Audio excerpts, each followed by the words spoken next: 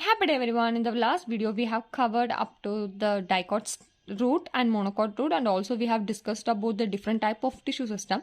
Now we will start from the dicot stem. Let's get started.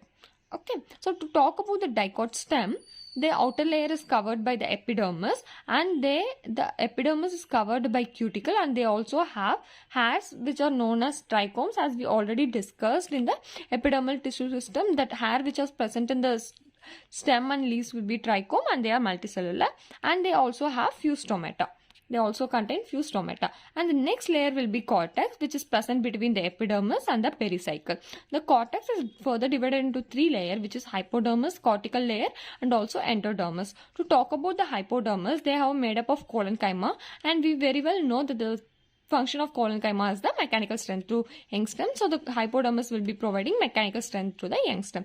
To talk about the cortical layer, they are made up of round and thin-walled parenchyma, and they have conspicuous intercellular space. That is nothing much in that. Okay, so talk about the endodermis. They contain much of starch grains, so they are also called as starch sheet. So next to that, there will be a layer called pericycle. Okay, this pericycle is the inner to endodermis and above the phloem. That means if it is the endodermis, which we talked here, and this will be the pericycle, and this will be the phloem. Okay, so that is inner to the endodermis and above the phloem. Okay, then this pericycle are arranged in semilunar patches, and they are made up of sclerenchyma cells, and we have something called as medullary rays, which will be running between the vascular bundles, and these are also made up of parenchyma cells. And we have the vascular bundles arranged in the ring form. This is especially for the dicot stem. Only in case of dicot stem, the vascular bundles will be arranged in the ring. Okay, and to talk about further, they are conjoint, open, and endark protoxylem. Because we already discussed this, what is conjoint, where the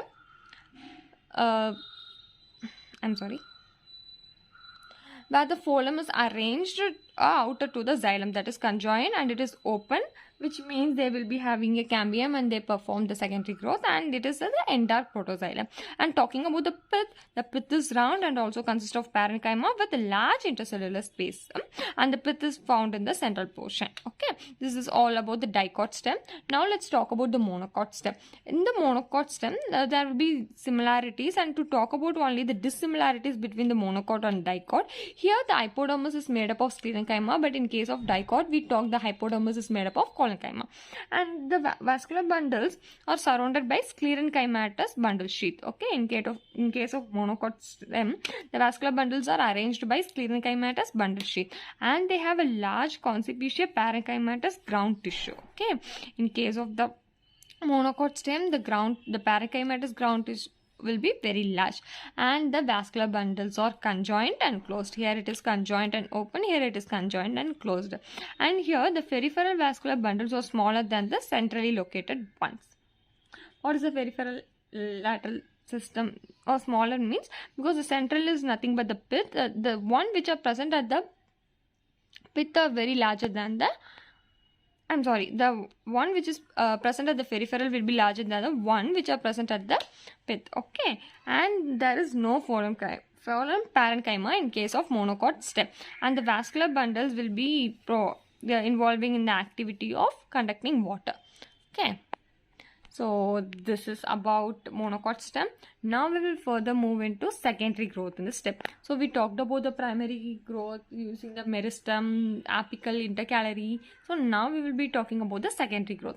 The secondary growth is nothing but the increase in growth. Okay, for example, it is vascular cambium and core cambium. These are the two which are involved in the secondary growth. Okay, so first we will be discussing about the vascular cambium.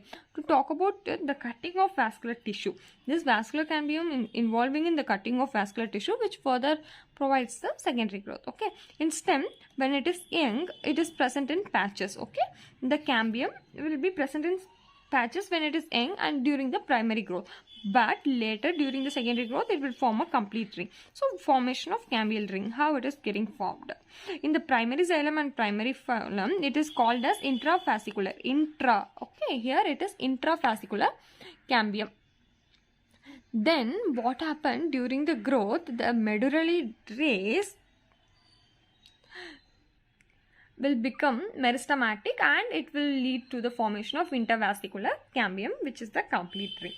Okay, this is about the formation of cambial ring in case of vascular cambium. Now we will see what is the activity of the cambial ring. Okay, as we talked earlier, the cambial ring will become active during the secondary growth and they will start to cut off the new cells. Okay, in the pith, near to the pith, it will be forming to the secondary xylem. In case of near to the periphery, it will be forming the secondary phloem, and it is more active on the inner side. So if we talked about the inner side, we see that is the pith, and here there will be the formation of secondary xylem. So as it is more active on inner side, it will be ultimately leading to the higher number of secondary xylem. Okay, so now during this, the both primary and secondary phloem will be crushed due to the high mass of secondary xylem, but this primary xylem may or may not be impacted by that. Okay, but these two primary and secondary phloem will be crushed due to the activity of secondary xylem.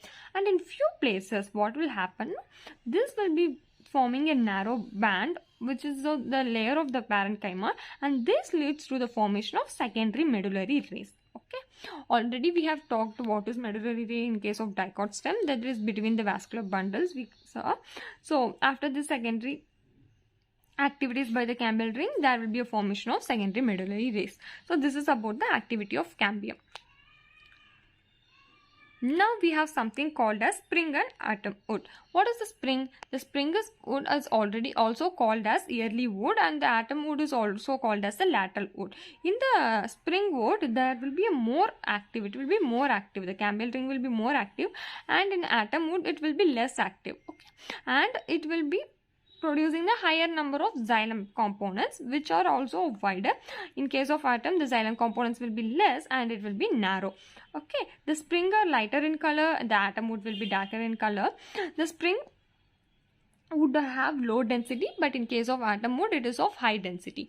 To get the amount of rings which are present or called as annual rings, and with this will be helpful in estimating the age of the trees. Okay, it will be spring wood and it will be atom wood, again it will be spring, again it will be atom. So with the number of rings which are called as annual rings, we can estimate the age of any specific plant. Okay, so in the next topic we will be talking about the further about anatomy of flowering plants.